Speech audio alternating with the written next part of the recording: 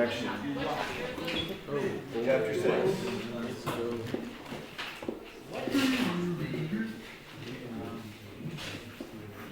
Paper.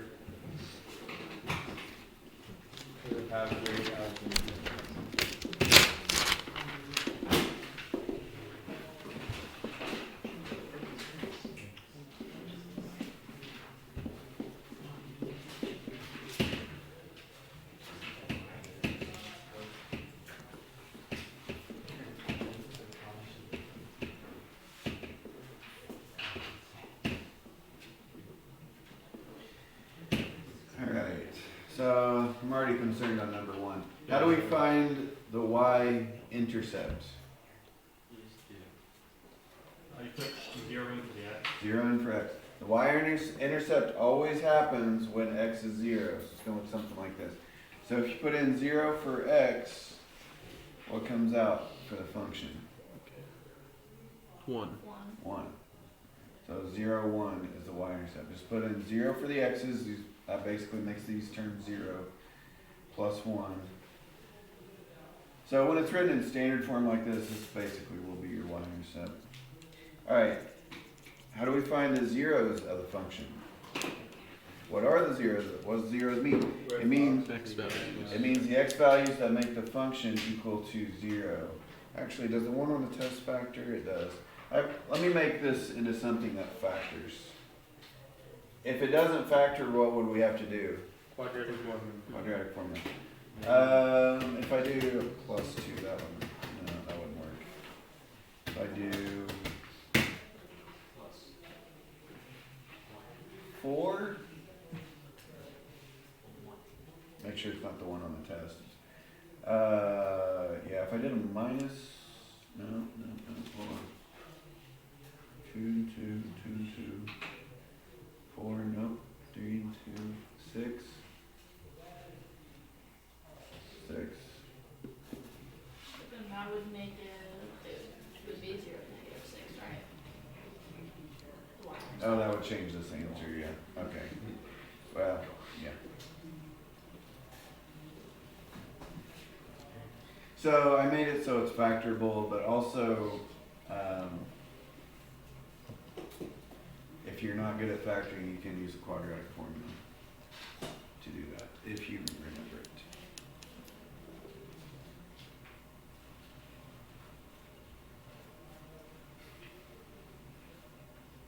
What would be a good first step for factoring? You can just do the 2 parentheses thing and say like what goes into 2x squared. But on this one I noticed that they're all divisible by 2. Take out the 2. You can divide both sides by 2. Now, you don't really have to take the 2 out and put it on the outside because you can just divide by 2 on both sides of the equation, since it's an equation, and get a simpler equation. -1. Okay, what goes into x squared? What goes into -3, that adds up to -2. 1 and -3 and 1. And what x value would make these factors into a 0?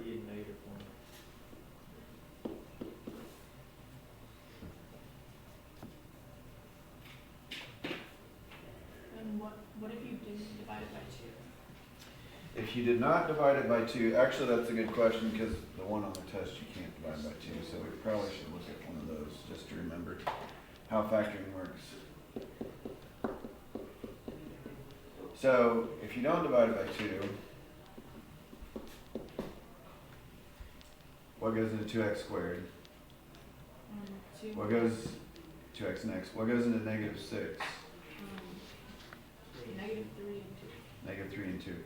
So, and you want to use it in a way such that the outside inside gives you the middle term of -4x. If you put a -3 here, that gives you -6. And then if you put the +2 there, that gives you +2. -6 plus 2 is -4. Now, what x values would make this equal to 0? +3. +3. And How did this work? -2 -2 over 2, which is -1. So here's the 2 that we could have taken out at the beginning, still there. But yeah, you do negative, instead of like just positive 3 or negative 2, you do negative 2 over 2 when there's a number in the front there. Negative 2 over 2 reduces to negative 1.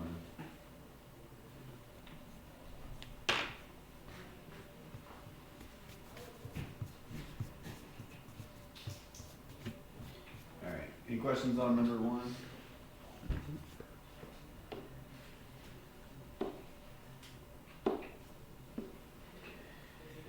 Alright, let's do this. Oops, screwed that up.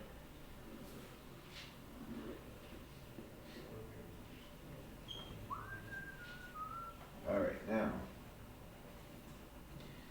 State the vertex, the equation of the axis of symmetry, and that's it. So, vertex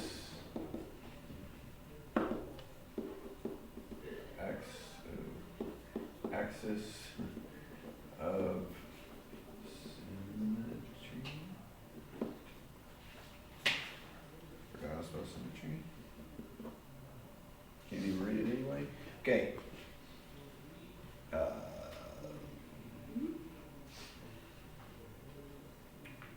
Josie, where's the vertex at? Negative 1, Negative 1, negative 1. The point on the graph. Nick, you remember axis of symmetry? Yeah, x equals -1. Yes. So it's always going to say x equals, and it's basically the x coordinate of the vertex. A vertical line, the equation always looks like x equals, and it's always going to share the x coordinate of the vertex. Why is a vertical line just called x equals? Because all the x coordinates on those points on that line are just -1, or the same thing. Any questions on 2? Number 3. Let's do, okay, g of x equals 3 times x minus 1 squared plus 2. Okay, so this one is, okay, we'll just do this. A vertex, B, I don't know what's wrong with my brain.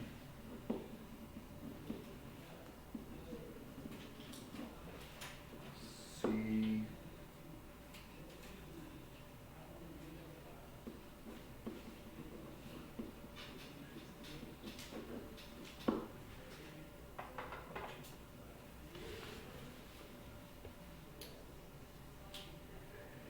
okay. Daniel, you remember how to, David, sorry, do you remember how to find the vertex? Daniel. Yeah, so, the vertex is going to be to the, Hey Daniel, can you talk a little louder, please?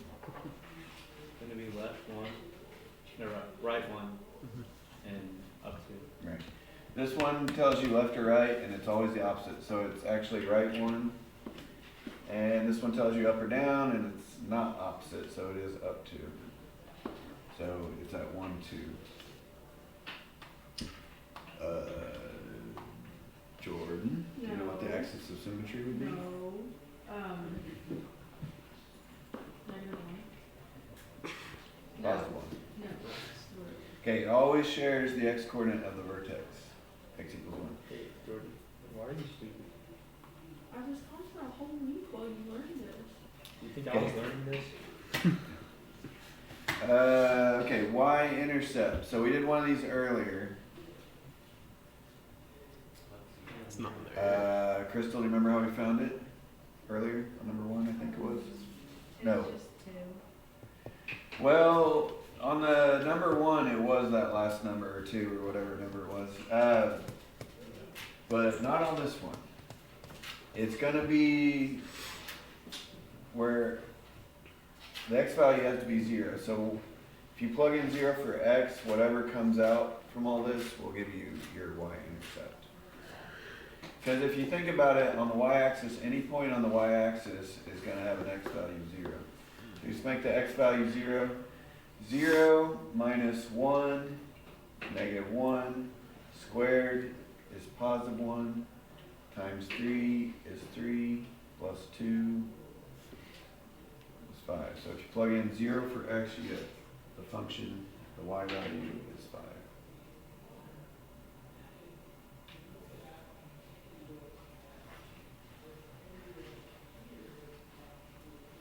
Okay, number 4. Do you guys remember how we graphed this stuff? Well, we started with the vertex. Yeah, we did a little T table thing. We started with the vertex though. Is that 1, 2? So should this graph be going up or down? Up. Why did you guys know that? Because it's positive. Because it's positive up here. And if the front's positive, it's basically going up. If it's negative, it's going down. What's the 3 do to the graph? Makes it go steeper. It's going to go up very quickly. So probably should have chosen a number smaller than 3, but too late for that now. So the vertex is at 1, 2. So it's gonna go up from there. So basically the vertex is at the bottom of the graph. Now, how did I find other points to help me graph it? You just Okay. pick ones that are close to the vertex. Right. We just chose x values close to the vertex. So if the vertex is at 1, then I might choose 2 and 3. Or maybe 0 and negative 1. Okay, I kind of forgot what the thing was. Let me go back. 3, x minus 1.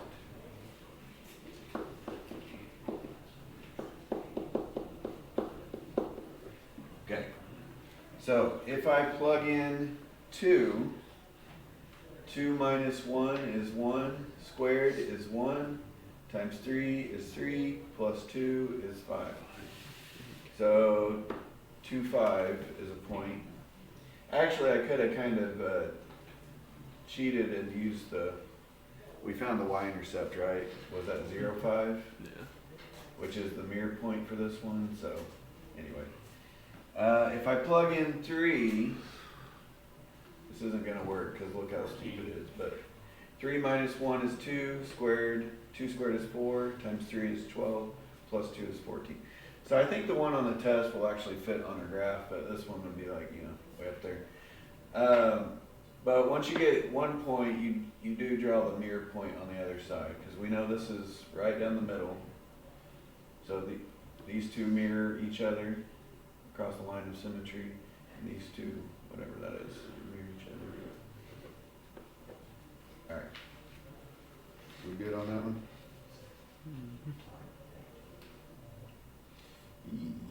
Concerned on that one.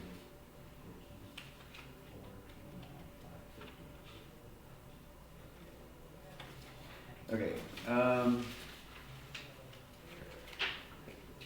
What number are we on? 4.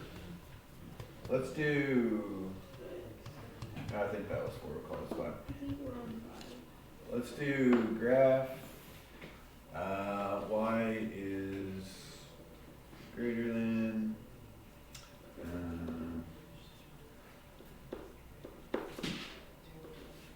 Let's graph that.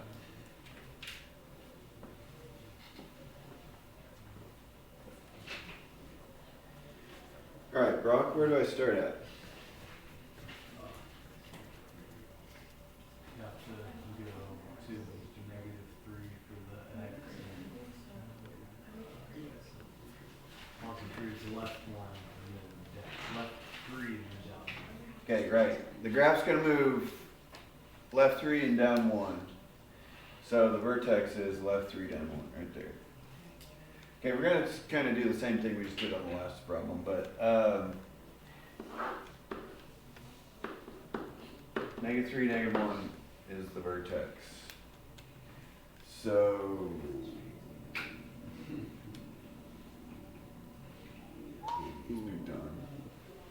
we're Brianna, do you know some good x values to choose on this one? Well, you want to choose x values that are close to -3.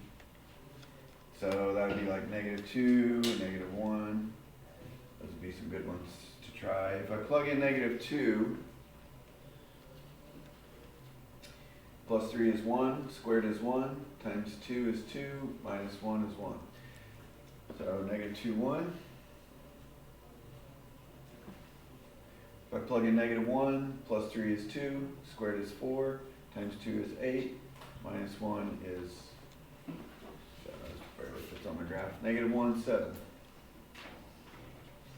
Okay, graph the mirror points. What's different about greater than as opposed to equals? You have to like shade. That's Oh, part of shading. dotted line. Yeah, this one should be a dash line because it's not equal to y. It's greater than, so make a dash line for your parabola. And then shade on the inside. Yeah, y is greater than, we're gonna shade greater than the lines, so above the lines. So that would be all the inside stuff on the parabola.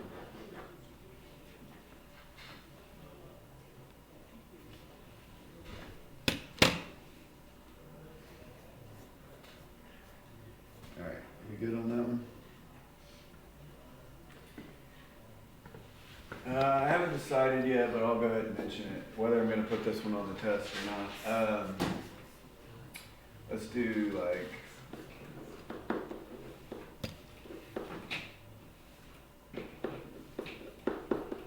do you guys remember how to find the vertex on this one in standard form? Probably should have done more of these in the chapter, that's why I'm debating, but how do we find the vertex on this? Negative b to 2a. Okay, we did -b over 2a. Didn't do enough of these, but we should have done more. So, negative b would be -6, that would be +6. 2a would be 2 times 2 is 4. And what do we do with that? This is the x-coordinate of the vertex. So how do I find the y-coordinate that goes with it? Plug it back in. Now it's going to be a mess. That'd be 9/4 to 2. So 2, 1.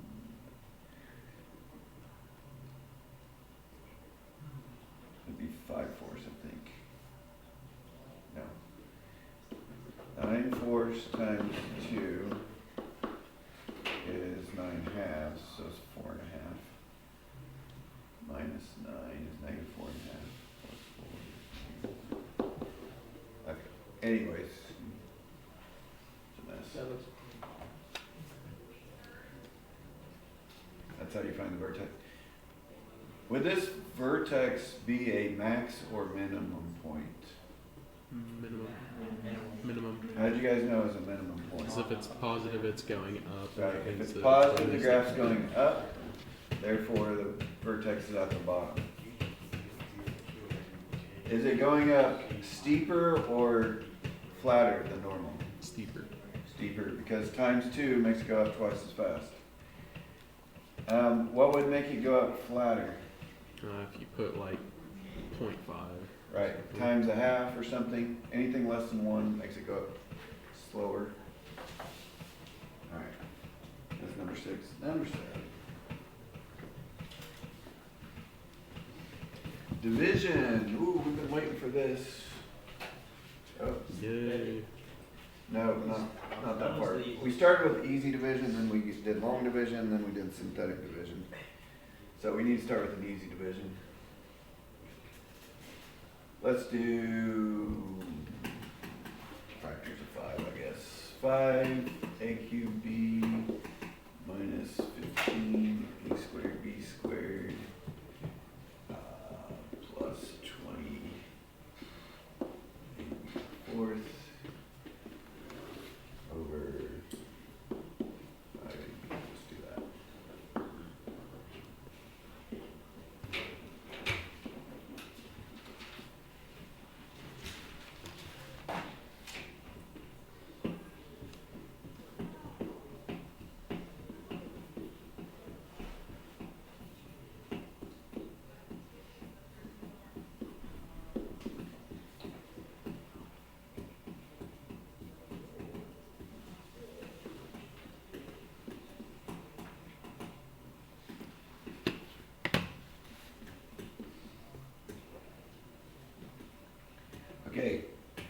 not have to use a division bar to do number 7. If you're dividing by one term, it's basically the distributive property. Divide each term in the numerator by that.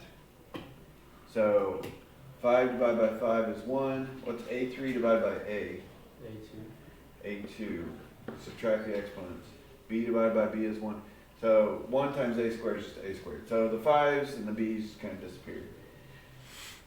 Minus 15 divided by 5, A squared divided by A, B squared divided by B, plus 20 divided by 5, A divided by A, gone, B4 divided by B,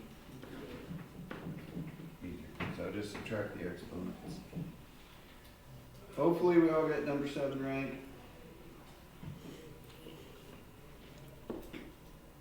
Okay, long division means division bar. Now, could we use synthetic division on this one? Yes, we could. Some problems don't really lend themselves to synthetic, so I want one with long division. If you use synthetic, I'll probably give you half credit. Alright, you guys remember how this starts? Yes. So you don't want us to do synthetic on The next problem is going to say use synthetic division, number 9. the, Okay, is x times what equals 4x cubed? 4. 4x squared. 4x squared times x gives us 4x cubed. And then remember we do 4x squared times this, put it down here and subtract. 4x squared times x, 4x cubed, 4x squared times 2, 8x squared. Subtract the bottom line, so that makes both of those minuses basically.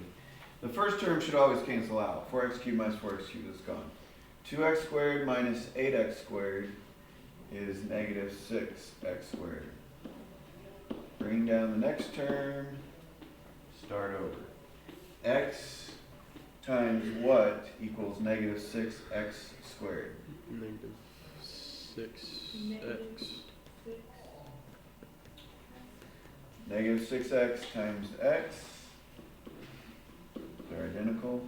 Negative 6x times 2. Negative 12. Okay, but remember we're subtracting the bottom line. When you minus a minus, it becomes a plus. Negative 3x plus 12 is 9x. Bring down the next guy. Start over. Last one. X times what equals 9x? 9 times x plus 2 is 9x plus 18. 9 times 2 is 18. Subtract the bottom line. 9x's go away. 1 minus 18 is negative 17. What do I do with the negative 17? That's the remainder. So the book just put r negative 17. But you put 17 over the divisor, right? Yeah, I think I've seen more often it written like that. Actually, you don't even need the plus. I could have put a minus right there, just nothing right there. But yeah, that's the remainder. do you want us to write a video like that? I'll probably accept all. I'm not going to be picky initially. Okay, now synthetic division. We've done this so much. Hopefully it goes well. It's easy to make a mistake on synthetic division because there's all the adding and multiplying. So be careful, I guess. Even if you know how to do it, you get it wrong. Number 9, synthetic. Okay, looks like they did throw or I did, or whoever, made a little bit of a curveball on this one, so let's see if you guys catch it. Let's do 5a cubed plus a minus 7 divided by a plus 3. Divided by that. So, positive is in the middle box. No. What do I put in the box? Negative 3. I'm going to pause for like 30 seconds, see if you guys can get it. It's gonna be, oh, 30 seconds on your end.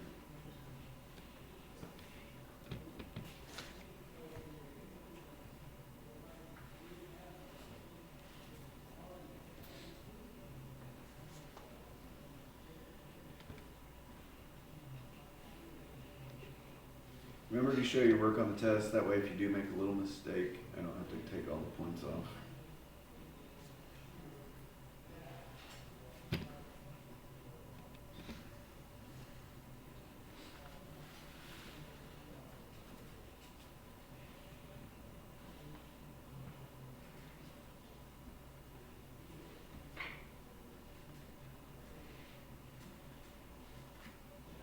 Alright, time. Alright, what are the coefficients that I'm going to put across the top here? 5, 0, 1, or 7. Okay, so yeah, the curveball was there's a 0 right here. Why is there a 0? Because they skipped the a squared term. So it goes from a cubed to no a squared to a. So it goes 5, 0, and then a 1 for the a term, and then a -7. And then, probably said this 100 times this chapter.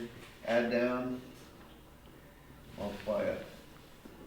Multiply by the number in the box here. The opposite of this number goes in the box. Add down, that's going to get out of hand, isn't it? Multiply up, add down, multiply up. It's negative 138. And add down. Okay, now, is that the answer? Not really, kind of. Okay, this means 5x squared minus 15x plus 46. And the remainder is 145 over x plus 3. Negative.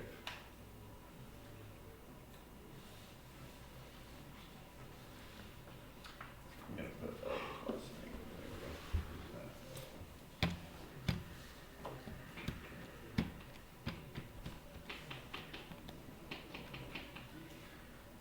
The last term is the remainder. The second to last is the constant x term, x squared, x cubed, keeps going like that.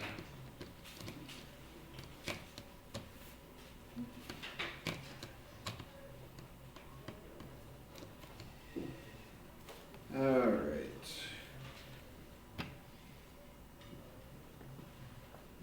What number are we on? 10? 10? Yes. Yeah.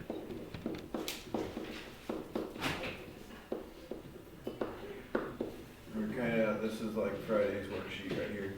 List possible rational roots for,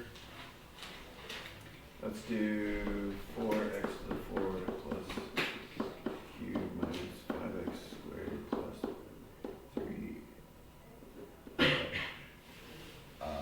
minus 6.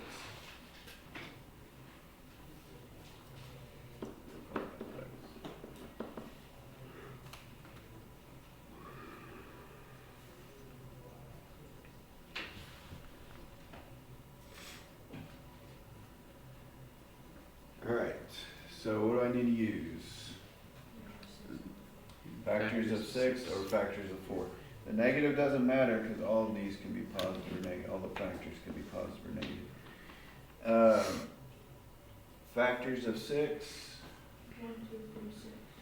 Alright, all the numbers that can multiply into 6. 1 times 6 or 2 times 3. Factors of 4. 1, 2, 4. 1, 2, and 4. So, how did we do on that worksheet, by the way, that was graded? Hopefully good. I didn't really look at everybody's grades. So you can do 1 over 1, 2 over 1, 3 over 1, 6 over 1. All of these can be positive or negative. Oops.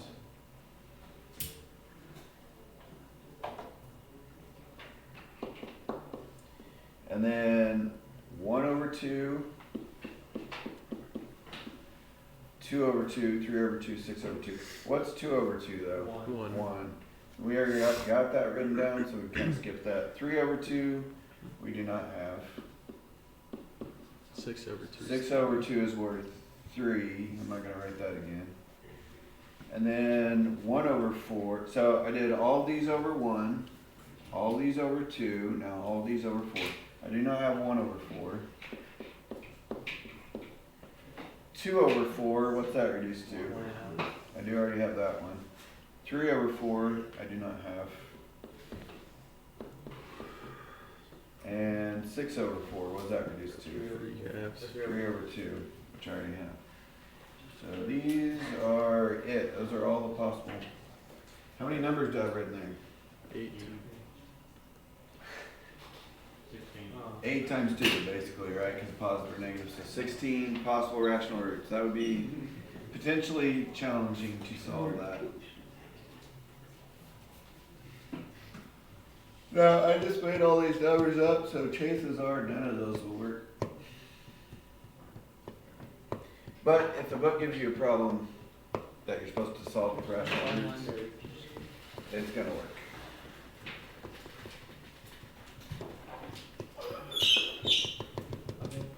Good, I might have to, speaking of that, I might have to Yeah. cheat. That's Hold on. So true.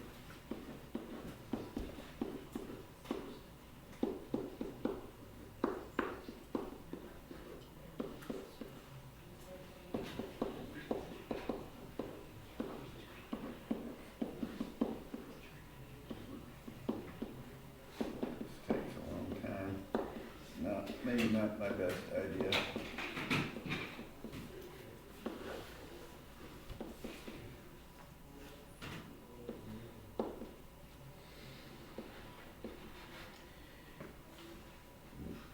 Okay, anyway. We're supposed to solve this using the rational root theory.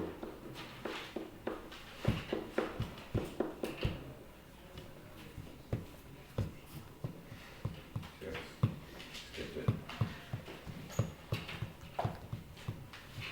There we go. Plus 3x squared minus 8x plus 3. No. Let's trace the answers. So what are my possible rational answers? Factors of 3 and factors of 2. Factors of 3 over factors of 2. What goes into 3? 1 and 3. What goes into 2? 1 and 2. 1 and 2. So it's 1 over 1, 3 over 1, and 1 over 2, and 3 over 2.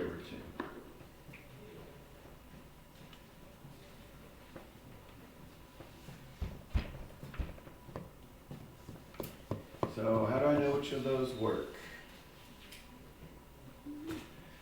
Plug it in and Synthetic Tie. division. plug it in, see which ones make it equal to 0. You can use synthetic division, in this case, it'd be called synthetic substitution. For example, if I want to see if 1 works, I don't think 1 worked, I kind of forgot my answers. I think maybe it was -1 or, I forgot. I think it was net 1 or -1 is going to work. If I want to plug in 1, positive 1, I just put a positive 1 in the box over there. So unlike division you put in the opposite number. Mhm. This one you just put in whatever number you're trying to check. If it comes out as 0, then that's one of the answers. We want this thing to equal 0 to find the root or the 0 of the function. Okay. Add down, multiply up, add down, multiply up. Oh, this is one of the answers. Multiply up. Okay, if it comes out as 0, that means 1 worked. It makes, if I plug 1 in, it makes the whole thing equal to 0. And 1 is one of my answers. What's this leftover stuff mean? It means that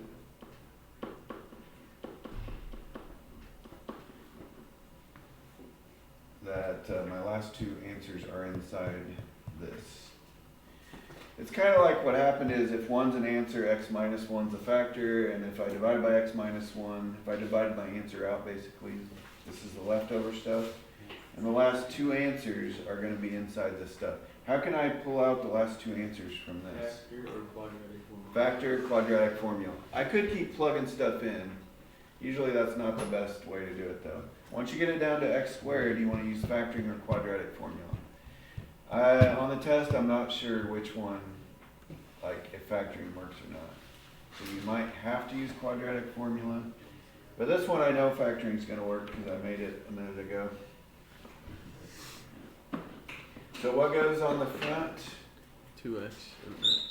Yeah, 2x times x. What goes on the back? 3 and -1. So I want my outside inside to FOIL to a 5. So if I put the 3 out here, that gives me a 6.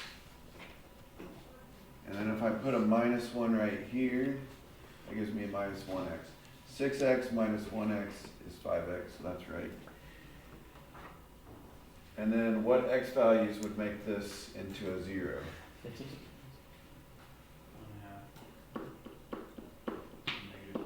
Right. Earlier 1 was an answer. So from up here. So -3 would make this one a 0. Instead of a +1, it's +1 over 2, in this case, 1/2. And then 1 was an answer from when I was using synthetic substitution. That's it for that.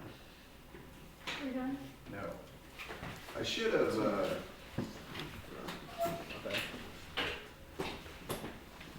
okay, You have all those? we'll do one more though. What number are we on? 12. Oh my. Okay, let's That's say, huge.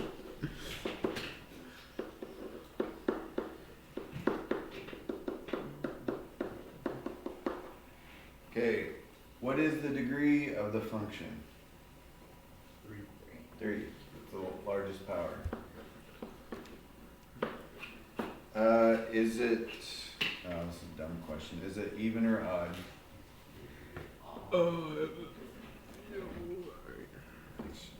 They should have skipped that one. What is the leading coefficient? -2. -2. I, Coefficients are the numbers on the front of the terms that multiply. Is it positive or negative? It's dumb again. Negative.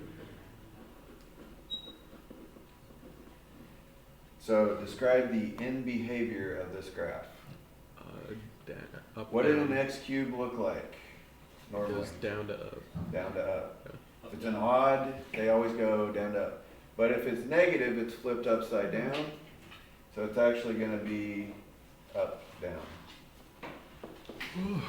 Yeah. And then, okay, that's pretty much it, actually. So, what happens if it was an even power? There's more than one question of these. It would be down, down. It's either up, up, or down, down. So if it's a negative, it would be down, down. Now we're done. You guys are gonna ace this tomorrow? No. Yeah. I better. My grade depends on it.